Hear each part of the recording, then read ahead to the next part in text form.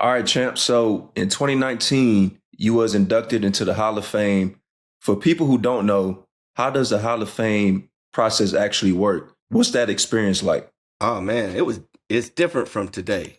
Today it's a little more, I would say, structured to not disappoint people. So what I mean Yeah. is back then they had this thing called the knock, right? Big David Baker, he walked to your room. But you gotta think there's 15 finalists in 15 different rooms in a hotel, and only 4 to 8 of them are gonna get a knock. So at least half the guys not getting a knock. It's torture for them. So I'm glad they don't do it anymore. And that's what happened to me. So I'm sitting in my room. They say if you get a call, you're not getting in. You're getting a call to for I don't know what the call was for, but you get a call and they tell you you're not in, and they give you something. I don't know. But if you get the knock, obviously everybody's celebrating. Your family's with you, all this and that, and it's a lot of hoopla. But man, it was torture. So for me, it was you get the knock, you got 2 hours to get dressed and go to the NFL honors banquet so they can walk you out on Hmm. stage and announce you as one of the Hall of Famers. That's what it was then. But after that, man, it was a whirlwind. It's a lot of work. You got to go get. I had to sit 8 hours for them to measure me for the bust. Had to get measured for your jacket. Had to sign a bunch of stuff. Had to do all kind. Man, it's just a lot of jumping through hoops. Then you get there. You're one of the first ones there and the last ones to leave. So you're going to all these different events. But once you're in, dog, it's the best Surreal. ever. Yeah, man. You just start looking around the room and like, dog, I'm sitting at the table with Emmett Smith and Charles Haley and I mean Mel Blunt. Hmm. I mean these dudes are gods to me. So Yeah. for me it was heaven, man. And I never forget when I was doing my speech, Daryl Green, like, man, I didn't even know you talk that much.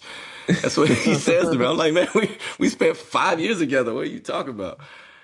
So it was just surreal, man, to sit there, you sitting there on that stage talking and you looking around at all the guys and they smiling up at you, telling you congratulations. I mean, you know, Troy Aikman, all these guys, man, Michael Irvin, who we talked about. So, man, it's endless names of guys that I grew up watching that I idolize. Marcus Allen, Ronnie Lott. Like, dude, it's just people you forget are Hall of Famers, names you don't hear enough today that are all there, and you're part of that club. I can't ever get cut from it.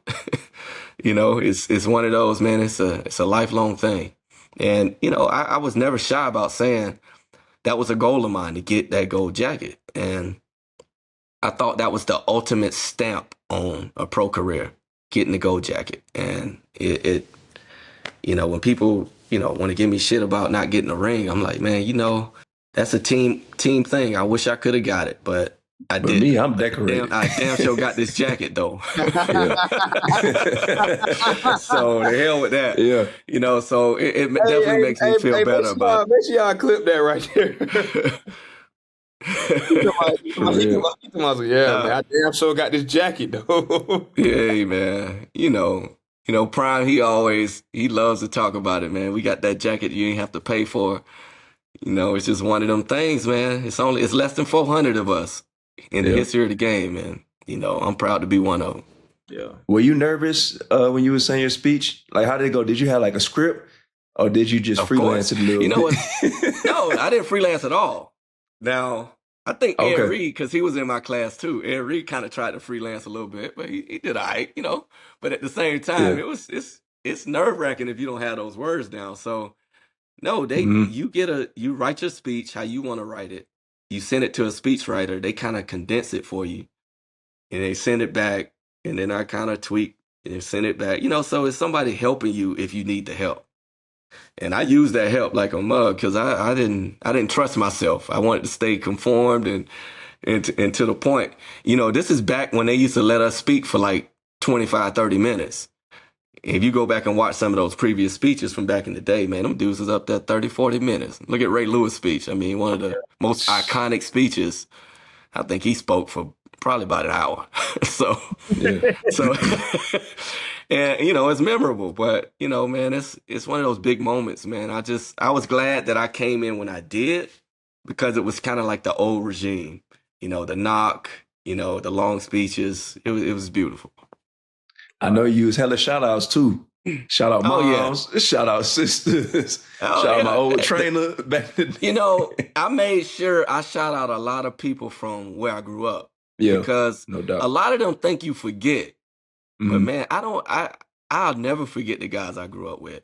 And I tell people all the time, like I wasn't the best athlete in my hometown. One of a good friend of mine, one of the best athletes, passed away a couple months ago. He was a year older than me. One of the best athletes I've ever seen. His path just didn't go the way mine did. But man, when I think back, like, dude, I gotta mention all these boys. These are my boys. I'm talking about walking down dirt roads to school. Like this is where it started. Like chasing each other, playing pick up and run. I mean, clear the street. I don't know if y'all know what that is, but they would take a Nah, water hose. what is it? What is clear Oh street? yeah, I'm about to school you. We were on dirt roads. They would take a water hose, the two fastest dudes on each side of the street with the water hose, everybody else in the middle. They would run down the street and try to clear the street. Everybody, you cannot run off the street. So Yeah. you either got to jump over the water hose or your ass getting clipped up. They would never catch me. Yeah. I never got caught by that thing. But that's what raised me, man. Those moments and those times where I grew up is what made me who I am. I mean, we were tough. And I think that's where I get my physical nature of how I played the game, because that's the only way I knew to be complete and to be on point and to be hard nosed. And I got to give a lot of credit to folks in Georgia. What's something iconic that happened in your childhood that most people don't know that shaped you into the man that you became? You know, I would say not anything crazy, but the most dynamic thing for me was having an older brother and a younger brother. And my older brother, Ron, he actually got a scholarship to Georgia 3 years before I did. And that's basically how I got noticed, because they would come watch him and his class because they were so good. And then they noticed all us, you know, all the young boys out there running around. So they would always come back, and we just kept a pipeline of athletes coming out of that small town. But that's really what it was. I had a younger brother who was 16 months younger than me. So he was younger and bigger. So everybody thought we were twins growing up. So, you know, we competed against each other, but we also competed against others with each other. So that dynamic being in the middle, I had somebody pushing me and somebody pulling me. And I think that's why I ended up having the better career. I don't think it was just based off skill. It was just, I think, a mentality I had, like one pushing me, one pulling me. And I lived that way. I got to college. I played my first 2 years with my older brother. My younger brother came right after me. So my whole time in college and high school, I always had a brother on my team. Except 1 year, which was my sophomore year, probably my worst year in sports. I didn't have one of my brothers. And then, you know, it was beautiful for me, because I really think when I look back, that's really what pushed me.